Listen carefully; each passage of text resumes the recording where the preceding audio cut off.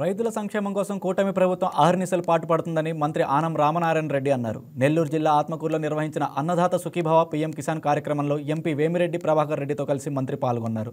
నియోజకవర్గంలో అర్హులైన 34,222 మంది రైతులకు 22.95 కోట్ల నిధుల చెక్కులను రైతులకు అందజేశారు.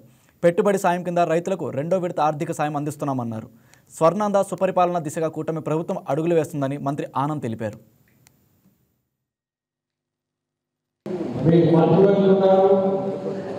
ఈ స్లోగన్ ని మనందరం కూడా గట్టిగా పట్టుకొని ఇక్కడ నీళ్లు ప్రతి ఎకరానికి నీళ్లు అందించడానికి మనం అందరం కూడా కృషి పెట్టాలా.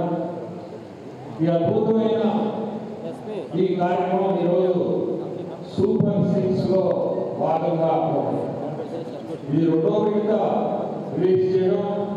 ఆర్థికంగా ఈ ఇబ్బందులు ఉన్న మీ అందరికీ కూడా తెలుసు. ఈరోజు ఆర్థిక పరిస్థితులు అయినా కానీ ఈరోజు రైతులకి దాదాపు 1,95,000 మంది రైతులు మన జిల్లాలో రైతులకి ఈరోజు 7,000 అందడం అంటే చాలా